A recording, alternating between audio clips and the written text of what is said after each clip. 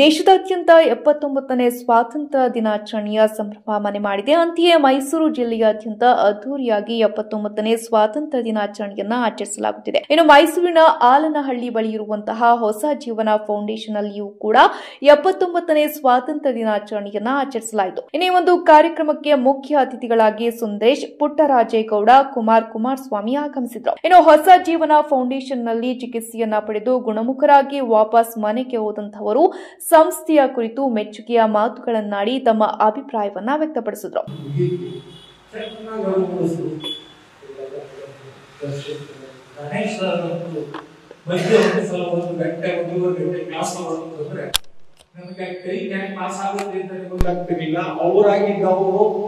ಬೇರೆಯವರು ಲೇಟ್ ಆಗಿದೆಯಲ್ಲಪ್ಪ ಹೋಗ್ತಿದ್ವಿ ಅಂತಂದ್ರೆ ಇಲ್ಲ ಸರ್ ಇನ್ನೊಂದು ಅರ್ಧ ಗಂಟೆ ಮಾತಾಡಿ ಅಂತ ನಾವು ಮಾಡ್ತಾ ಇದ್ವಿ.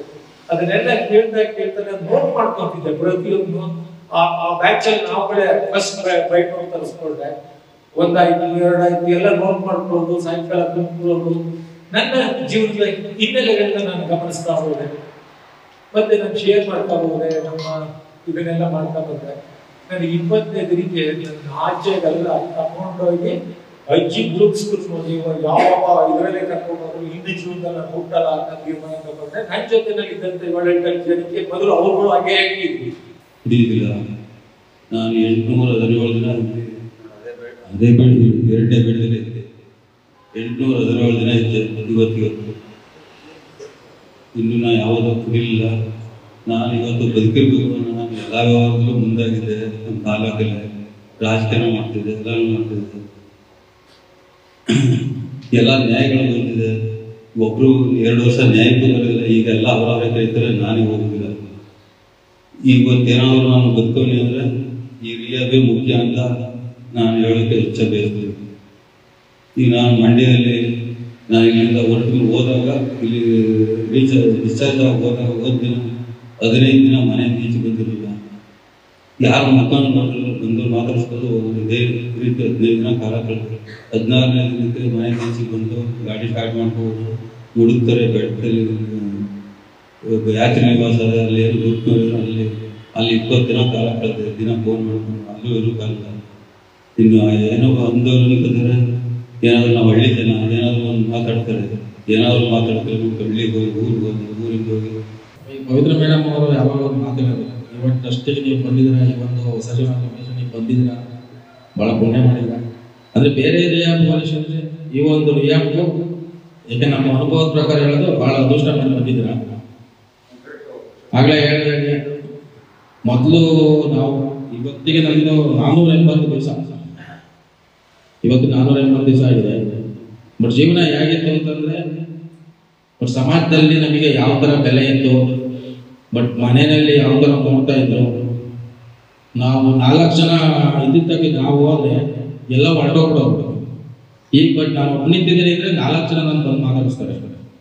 ಬಟ್ ಮೊದಲಿನ ಸ್ಥಿತಿ ಆಗಿದ್ದರೆ 4 ಜನ ಅಲ್ಲಿದ್ದಾರೆ, ನಾನು ಹೋಗ್ತಾ ಇದ್ದೀನಿ ಅಂತಂದರೆ ಬಂದ ಕುಡುಕ ಹೋಗುವಾಗ ಏನು ಕೆಲಸ ಇಲ್ಲ ಅಂತ ಹೋಗೋದು. ಈಗ ಒಬ್ಬನೇ ಫೋನ್ ಮಾತಾಡ್ತಿದ್ರೆ 4-5 ಜನ ಬಂದು ಮಾತಾಡಿಸ್ತಾರೆ. ಅಷ್ಟೇ ಡಿಫರೆನ್ಸ್.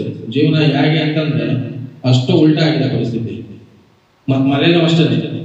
ಮನೇಲಿ ಯಾವ ಥರ ಅಂತಂದ್ರೆ ಮೊದಲು ಹೊರಗಡೆ ಎಲ್ಲರೂ ಹೋಗ್ತಾ ಇದೀವಿ, ಫೋನ್ ಮೇಲೆ ಫೋನ್ ಮಾಡೋದು, 1/4 ಗಂಟೆ ಫೋನ್ ದೊಡ್ಡ ತಗೋದು ತಿಂಡಿ ಬಾ ಅಂತ.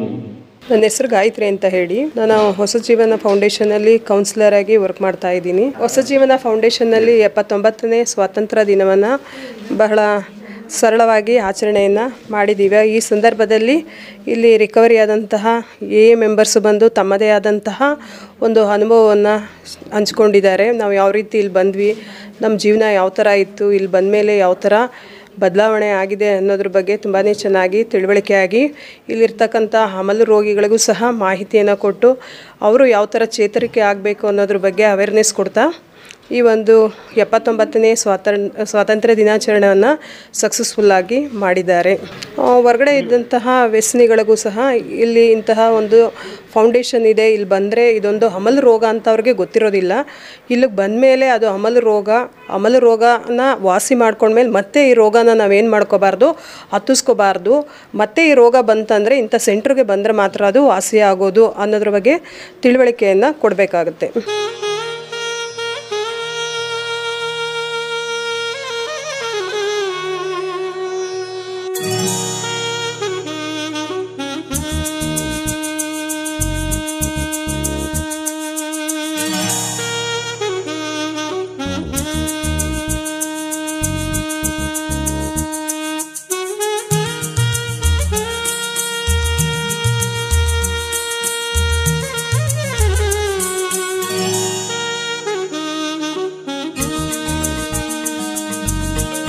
ಒಂದು ಕಾರ್ಯಕ್ರಮದಲ್ಲಿ ಫೌಂಡೇಶನ್ನ ಚೇರ್ಮನ್ ಆದಂತಹ ಗಣೇಶ್ ಪಿಂಚೇಗೌಡ, ಆಪ್ತ ಸಮಾಲೋಚಕರಾದ ಗಾಯತ್ರಿ, ರೇಣುಕಾ, ಪವಿತ್ರ ಸೇರಿದಂತೆ ಸಿಬ್ಬಂದಿಗಳು ಮತ್ತು ಇನ್ನಿತರರು ಉಪಸ್ಥಿತರಿದ್ದರು.